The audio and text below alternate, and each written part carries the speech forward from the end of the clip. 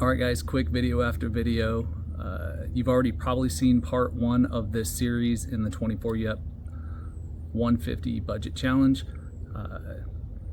We said we'd get after suspension in this video, so that's what you're going to see today. So look forward to seeing going after customizing stock shocks rather, making links from the bucket handle of a Home Depot bucket, threading those, bending those, putting rod ends on those. We're going to go after making wheels from parts of the bucket. I'm going to show you guys how to do that. We're going to show you how to mount those up. We're also going to make custom tire inserts in this video, so you can take a look at that, mock everything up, get it all put together, do a little bit of crawling.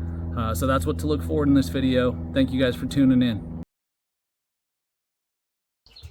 All right, guys, made some progress. Got this this fully assembled last night. I'm happy with where it is. It is functioning good, so we're good to go. But it is time to get links done. So started last night just kind of seeing if this would work. So back in the theme of using this Home Depot bucket, I threaded this last night and just threw a random rod end I had sitting around. I actually bought some really cheap rod ends for this project that will be in my budget. So next thing is to start cutting these to shape. And so what I've done here, and I did some of this off camera, but just follow along here if you will. Hopefully you guys can see this. Yeah, I think you can. We'll zoom in later. What I've done here is just taken a couple of my builds and taken a look at what has worked for me. So I took a C2 rig that I've been comping with that I think is really good, and I went and measured the upper and lower links overall length. So what I did is I took a piece of this, I think it's Spax Sticks tape, and I just taped it onto the link and followed the link, cut it off about where the rod end would meet, gave myself room for rod ends, and then laid it out here and then went and measured it. And so what I've got here is laid out is how much rod I need for front upper, front lower, 18 mil and 32 mil, and then rear upper 69 mil and rear lower 81 mil. And that's inclusive of the bends that I want to put in it.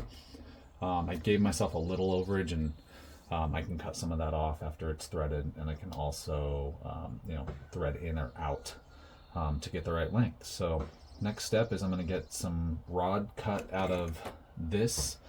I think I'm going to make the front uppers and the rears out of this completely, and then I've got a piece of brass that I want to do the front lower out of, just a hollow rod. And I've done this once before on an SCX30, but I'm going to put a piece of tungsten welding rod in there because it's pretty heavy, so it fits into the hollow. It's not a lot, but it does make a pretty significant difference. So that's a plan. Get after it. All right, so off camera, just so you guys can see that I'm for certain using the Home Depot bucket. I've taken that bent handle and I've begun to work most of it pretty straight. I'm leaving this kink here and this kink here because this is going to end up being part of my rear uppers. So I'm going to end up cutting it somewhere. Hopefully you guys can see that on camera here. I'm going to cut that somewhere in there, and then cut my other end down in here somewhere and thread that. So that's the next step. I'm going to go out and cut this with the angle grinder because that seems to be the easiest way to do it. So I'm going to cut those, and then I'll show you guys some of the process of the tools that I'm using to thread this. Using this also got off Amazon. It was pretty cheap. I don't remember how much, but I want to say it was less than $20. But I've been using this to bend too. Got that handle all cut down and have our various link size. The front lowers aren't done because again I'm going to cut those out of a piece of brass. This was a like factory bend and it resembles what I want, so I actually am going to use it. So next step is to thread.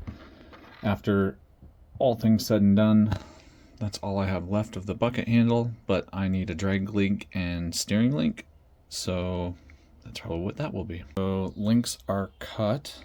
I also threaded the ends of them. They're not perfect. I'm gonna probably grind that down so it's perfect. Not perfect, as close to it as possible. Started to sand them down. I certainly marred them up a little bit, bending them.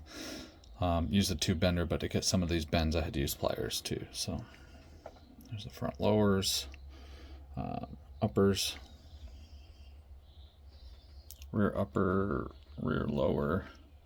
I used a solid piece of brass tubing instead of hollow. I do intend to affix this piece of tungsten welding rod to that. Probably just tape it in place and then glue one side so they're parallel with one another. That's the plan.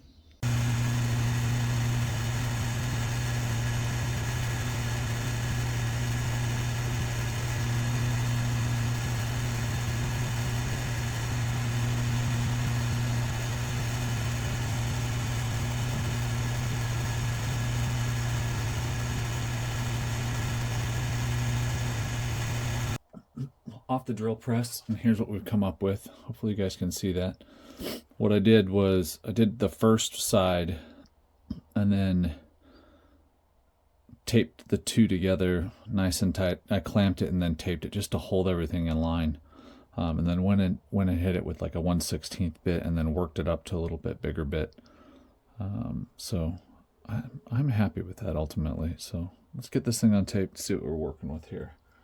All right, got these separated, and ultimately I'm happy. Again, the material's super duper thin, so I'm gonna have to bend some of it back in place. I did learn that with the drill press, it's gonna bend that material. It's pretty thin, but we're all learning here together, so I'm happy. So scrap aluminum, Home Depot bucket, I'm ready to move forward.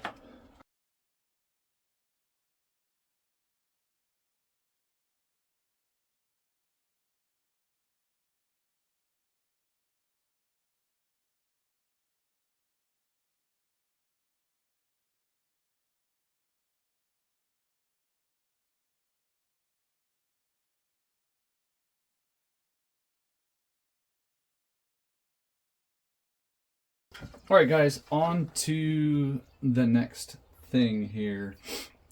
Wheels. So working on wheels, working on weight hangers, those kinds of things now. So just gonna kind of move real quickly through what we've done here, where we're headed. So as I probably stated before, that at the recommendation of Trey, I'm gonna go with these ramp crab wheels. I know there's a 1/8 and a 1/6. I thought the 1/8 was too big. It left no sidewall. Well, not a lot. You can see here.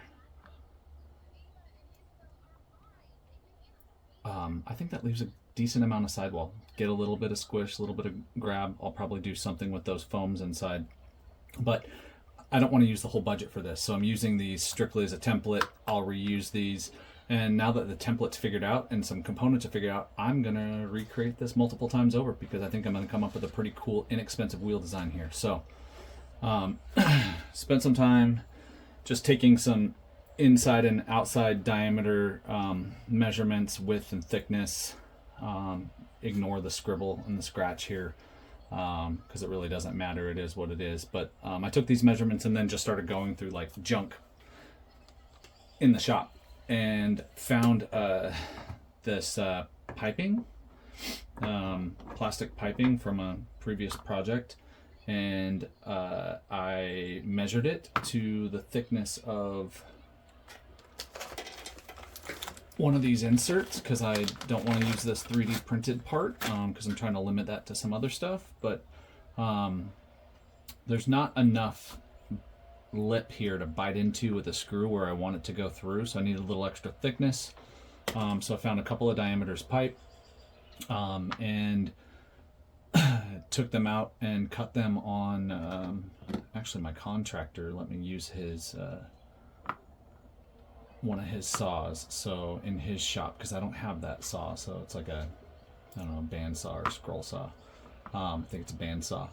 So I used that, measured the thickness, cut 4 of these out. You can see here, I've got them all cut out. Cut out the inner ring. That inner ring happens to fit perfectly inside of there. And then, like an ABS cement, I'm gonna glue that together. Something like this, which is gonna give me enough meat to run a screw down in there from the outside of the ring, which I'm gonna make out of either the bucket, the ABS plastic off the bottom of the bucket, or I bought a 1.5 millimeter sheet of carbon fiber a while ago, and I might explore actually cutting the ring out of something like that.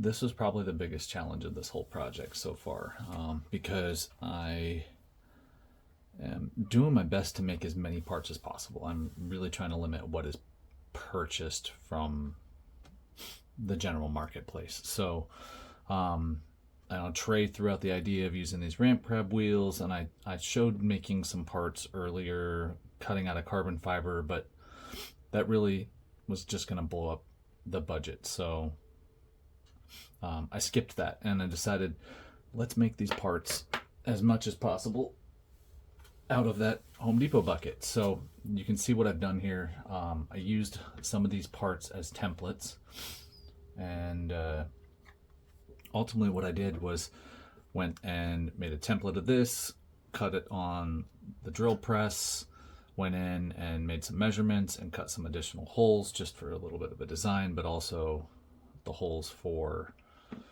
connecting everything together. So the idea is that we'll have a front plate that will mount in here.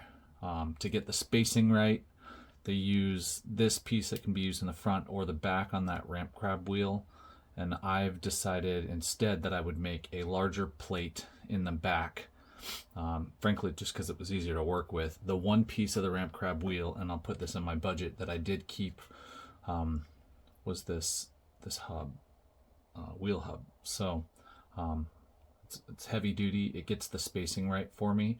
So I made a larger disc back here and glued that together, and then drilled it, and then bolted that together. And then the idea is that this will sit inside of this wheel, which I've also made the inner ring out of some random ABS or PVC. I don't know what it is. It's gray. I think we did something like to plumb a chicken coop in the yard for it.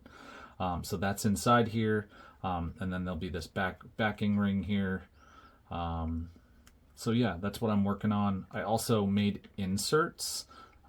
These are kind of wonky. They're pretty stiff, so I'm using them. Let's take this apart. I saw somebody, I should probably give some credit here, but I saw someone make something like this on YouTube. So this is just some pipe wrap that, again, I had sitting around. This is something I ordered from Amazon. It's just these inexpensive sheets. I don't even know what this is, but saw someone use it. I really like the way that it's worked out.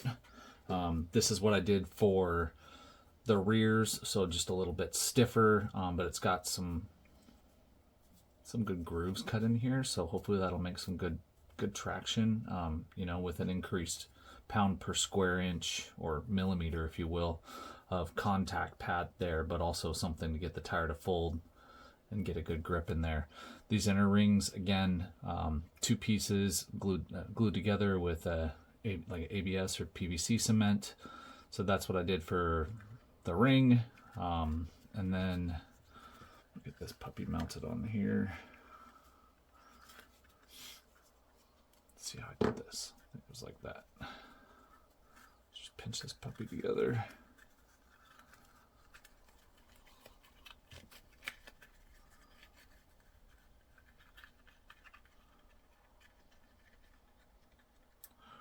Work that around.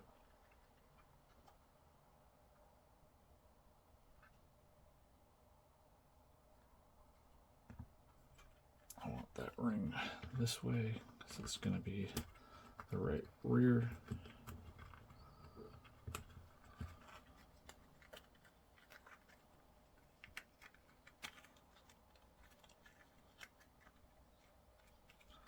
So that guy sits just like that. That ring sits in there. I actually have put 3 of these together already, so I'm just saving this last one now that I've figured it out, to show you what I've done here. That front plate sits in here, and then because that inner ring, that inner plate fits right inside, hopefully you guys can see that okay, sits right down inside of there. It actually presses that inner piece of the tire, so I'm not even cutting the tire on this side. I am gonna back cut it a little bit here for this ring, because you can see there's a bunch of overage here. But kind of hitting the fast forward button, here are, for the fronts, I did that yellow material that I showed earlier, and then just took the stock foams and like this, and cut it down, and then wrapped it in that yellow. So it's kind of it's a 2-stage. So you got this like medium density and then super soft density on the outside, and that's got like a good amount of squish in the front. So I may have to use what I did in the rears once I test this, but I am liking the sidewall, and that's not even pinched in the back, so that's good there. And here's one of the rears, again a little bit stiffer sidewall, but you can see it gets a good bite on the tire, especially when it gets in those grooves. So I'm really happy with that. So that's where we're at. I'll get this next one put together, and then we'll get it mounted up. Just progress here. This was just for purpose of mock-up. Shocks aren't even screwed in place. They're just sitting in there with screws, but making some progress here. Working on shocks, so probably skipping around here a little bit, but got this chassis together, axles, links. I've got to amend the links, these upper links. I don't like. I've got to shorten these a little bit, and I actually may extend the lower links just a little bit because I'm at like 153 mil. I think I can get just a little bit more. I'm working on that, but I've put a stock shock in the front and did a stock shock in the rear. Didn't quite love it, so that's fine. I'm going to rebuild the front shocks. After trying to find ways to stretch and amend my budget, I bought these really cheap, super cheap. They were like $13 for a set. They're not very good. They bind really bad. I was going to throw a set of those on the back, and then after that I started thinking, what can I do? There's not much I can do with the stock shocks to get more travel, but I do want a little bit longer of an overall shock. So this is, kind of fast forwarding. This is the end that I've come up with. You can see, compared to a stock shock, which I did put different ball ends in here just messing around with, but you can see I got to get a bit more length out of it. Again, not a lot more travel, but I do like that little bit longer length because I want to lay the shock down in the back. I kind of like that with some other builds that I've done, like this for instance. I like it laid down like that. It just seems to work for me. So what I've done, and I've already cut some of the parts here, but I took a set of stock links and cut the ends off the stock link, and then what I'm doing, I took the stock end on from one of the SCX24 stock shocks, and I cut this end off, and then with a razor have cut that down so it's really flat, and then have bored that out a little bit. And what the plan here is, and I've already done one of these, it came out pretty nice, so the plan here is to sink that end down in there, to just give myself a little longer of a shock. Again, not extra travel, but it's going to give me good clearance in there, and I just kind of like the articulation that I get out of that. So that's what I'm working on now. And then I just took the two of these, ran a screw down from the top here down through there, and then glued it in place, and then backed the screw back out, and it threads on nicely to this end. I'm also not using all of the thread because I can actually get, if you tear this apart, you can get just a little bit more total travel there by letting the threads go into the shock body a little bit there. I also added an extra, just a super small O-ring in here to space that down, so when the threads go in, the threads aren't running against those thicker O-rings that come in the stock shock. So that's what I'm working with.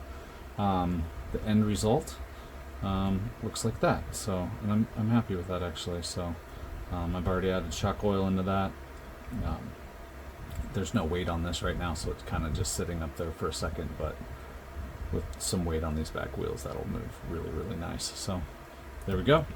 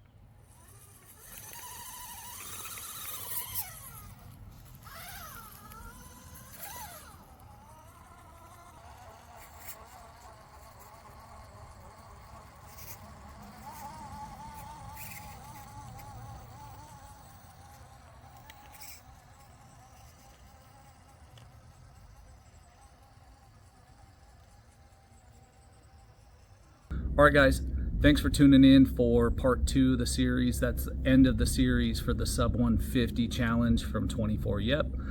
What a great time. Hopefully by now you guys have been able to go out and check out Trey's videos. He's done both the first 5 trucks and the second 5 trucks. I believe the crawling videos are coming up soon. He's going to eliminate 5 rigs of the 10. Again, he had like 190 people send in rigs. We're absolutely humbled that our rig got selected. I hope it does well, so we'll see how it does on the rocks at Trey's. It did good here on our rocks. So yeah, thanks again for checking us out. RC that. Couple cool videos coming up. We're filming these right now, in the production of one right now, so hopefully here in the next 2 weeks you guys will see a couple of these other videos. Feel free to follow along if you want to check that out. So in one of those videos we are going to try to build a budget build for under $50, but this is going to be a scale budget build, not a competition build. This is a scale build. We're going to use pieces of styrene like this, little foreshadowing, but we're going to show you how to make this scale 41 Willys Ford out of that stuff and spend less than $50 doing it. So that's a video to check out. One other video we're working on, so we're going to add to our course here. I've got a pile of rocks over here we just scavenged from up in the mountains, as well as some materials over here on the ground, stuff you could get at like your local Home Depot, yard stakes, etc. We're going to build a scale bridge, a replica bridge of the Fairfax Bridge in our area, which is a really cool bridge. We used to be able to get to a full-scale crawling spot. It's damaged, you can't access it right now, so we're going to build a scale 1/24 scale replica of that bridge here at the rock pile. Add in another rock feature, so take a look here on the channel for those 2 videos coming up. Thanks again for tuning in. We appreciate everybody, all the subscribers, all the likes, all the comments. If there's something cool you guys want to see, put it in the comments. If you want to see one of those videos ahead of the next, make a note of it in the comments. We'll take a look at that. Thank you guys again. Cheers.